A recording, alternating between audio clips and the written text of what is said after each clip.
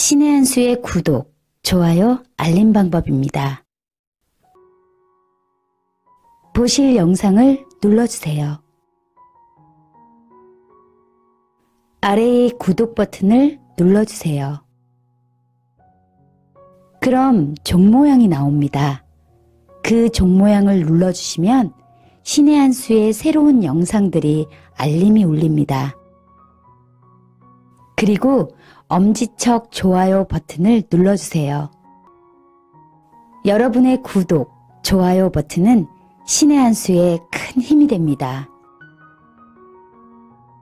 댓글로 여러분의 많은 의견도 듣고 있습니다. 응원의 댓글도 부탁드립니다.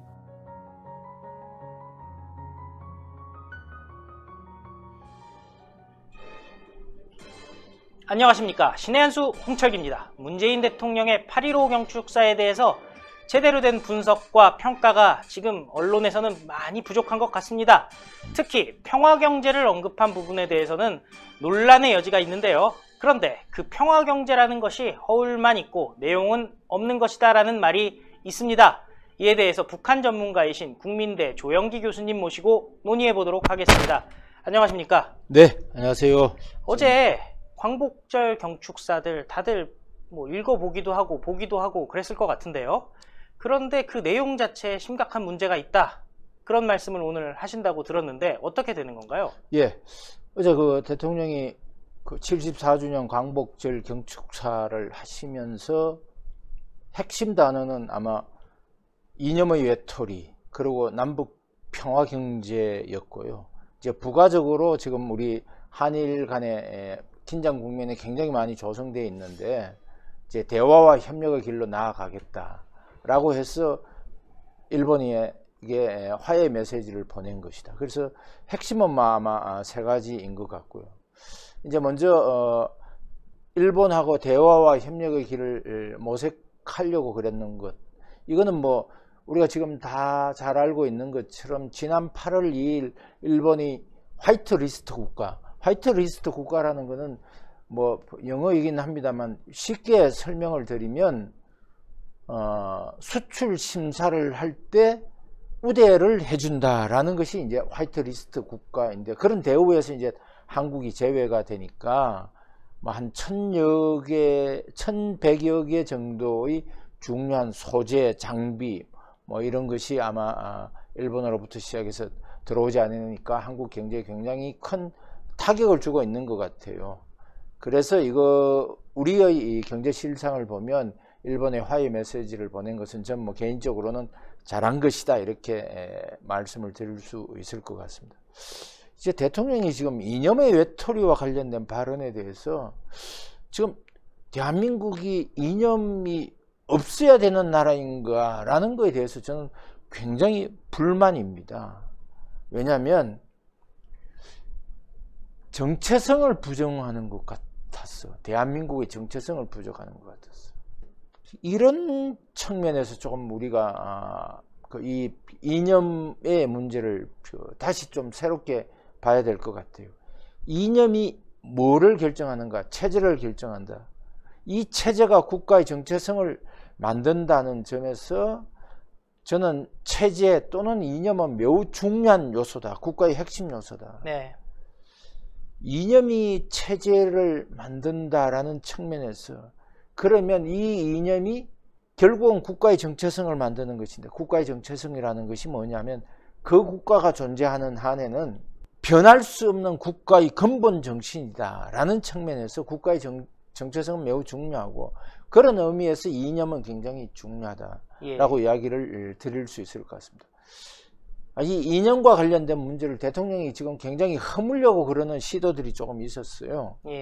지난 3월에 3.1절 기념사를 하시면서 빨갱이를 에게 족쇄를 풀어주자 그러면서 이 빨갱이라는 단어를 5번 사용을 했는데 이 지금 어떤 측면에서 빨갱이인데 용서를 구해준다 또는 이념을 허물어뜨린다라는 측면에서 저는 매우 잘못됐다고 보여지고요.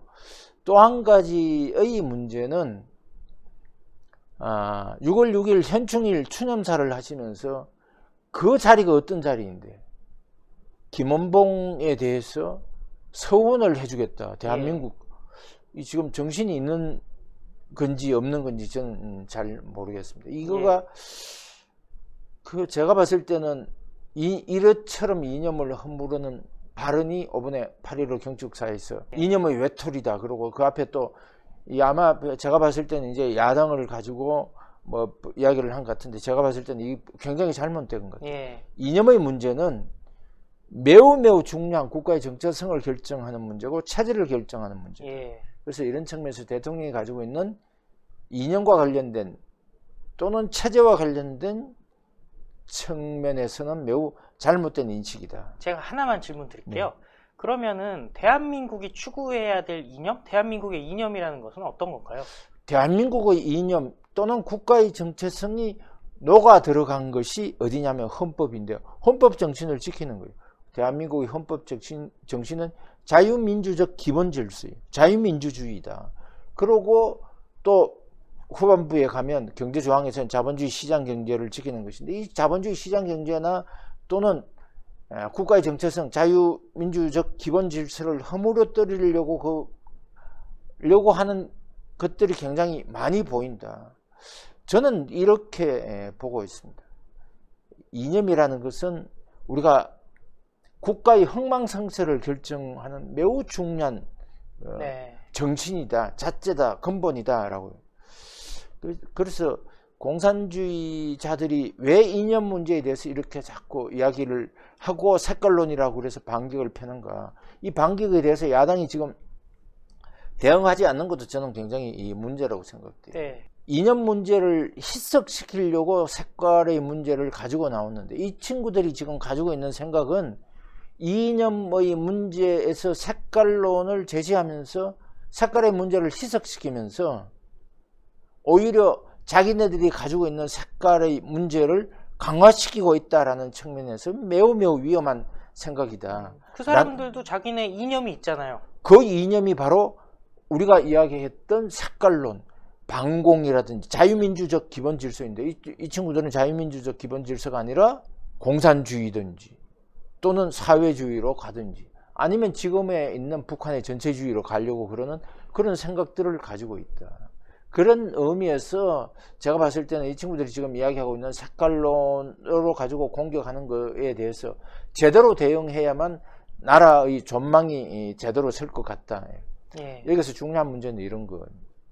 한반도가 지금 분단이 돼가 있는데 한반도의 분단의 문제는 국토의 분단의 문제가 아니라 체제의 분단이라는 측면에서 우리가 접근을 해야 된다. 체제의 분단의 문제는 결국은 체제 대립의 문제이기 때문에 여기서는 이념 문제가 수반될 수밖에 없는 것이고 이 이념 문제가 수반되면 결국은 중요한 문제는 사상투쟁 또는 이념투쟁의 문제로 갈 수밖에 없는 것이다.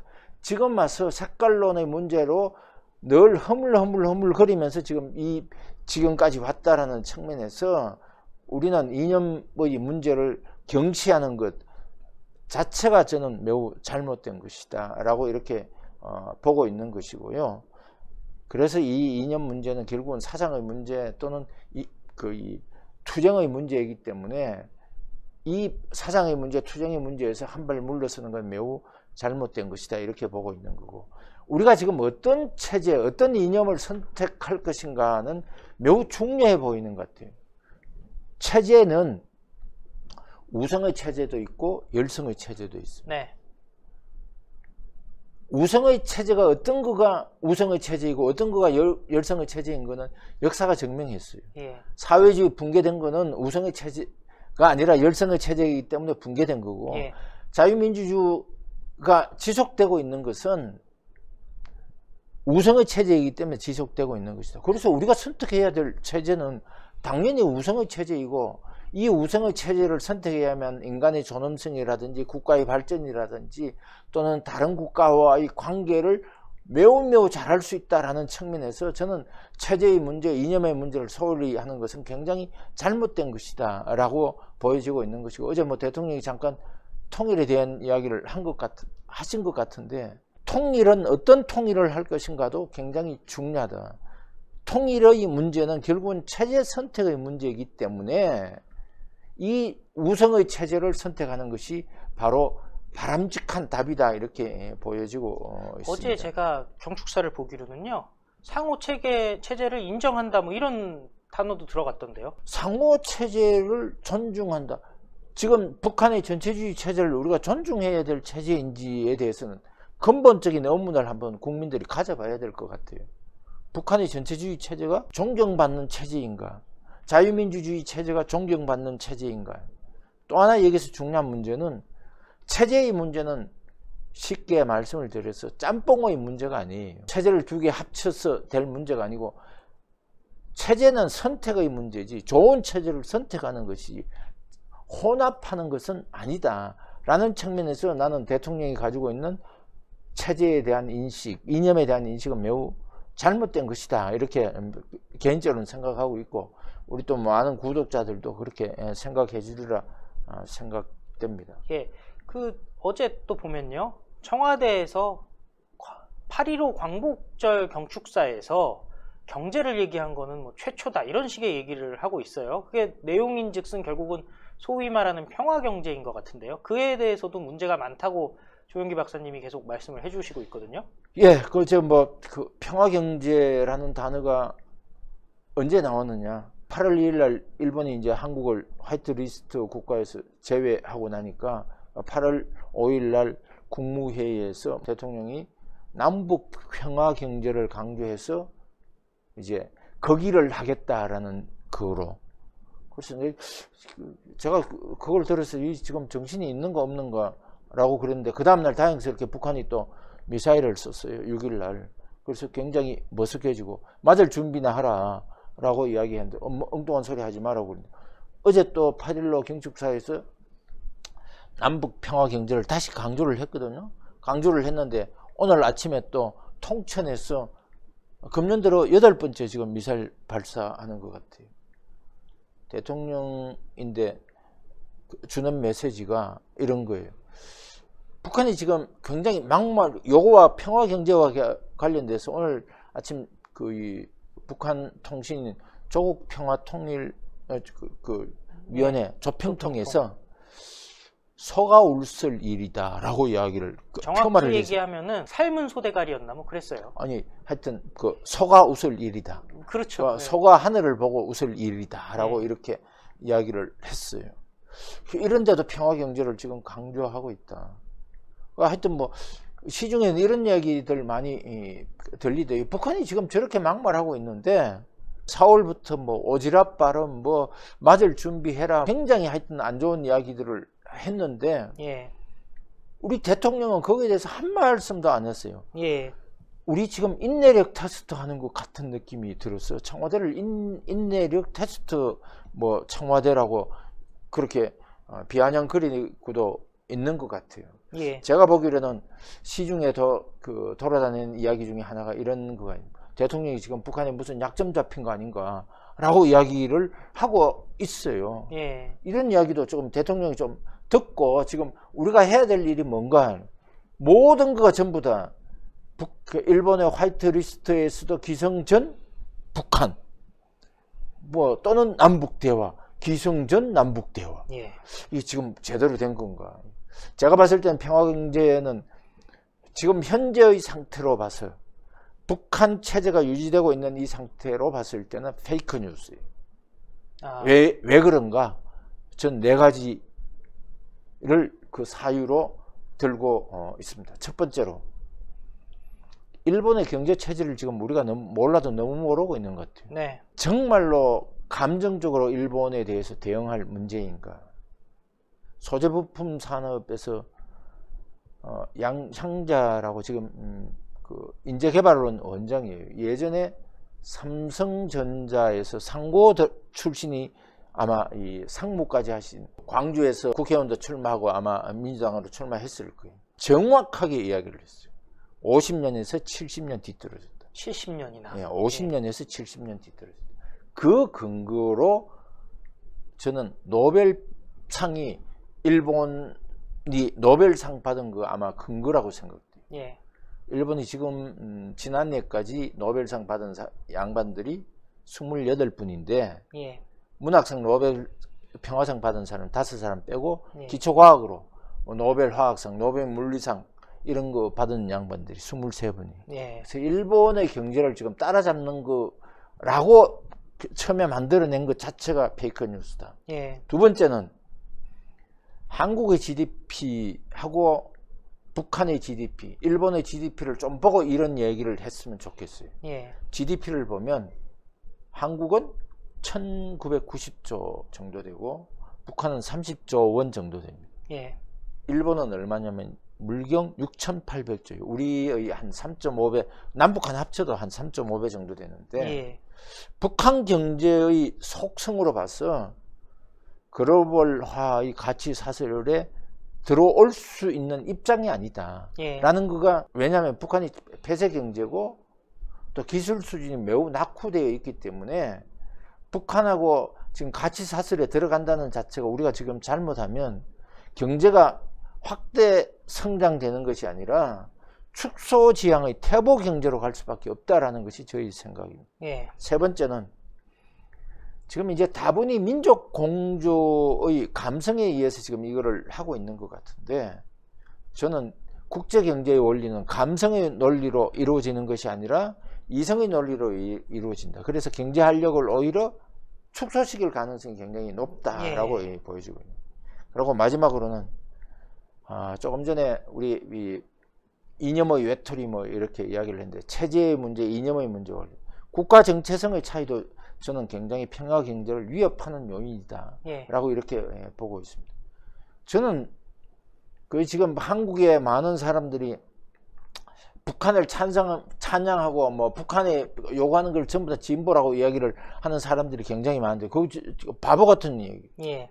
자유민주주의가 진보 법칙에, 역사적으로 봤을 때 진보 법칙이 적용된다라고 보여지고, 주체사상에 기반한 북한의 전체주의 체제는 제가 봤을 때는 태보의 법칙이 작용되는 것이다 라고 이렇게 보고, 4가지의 조건에서 봤을 때 대통령이 지금 이야기한 것은 페이크 뉴스다. 예. 그런데 이것이 정말로 대통령이 이야기한 것처럼 제대로 되려고 그러면 저는 이런 대안이 필요하다라고 보고 있습니다. 예. 대안 제시. 예. 제가 조금 전에 이야기한 것처럼 자유민주주의하고 전체주의를 짬뽕 섞듯이 체제를 섞어 놓으면 그것은 바로 퇴보의 길로 가는 것이다.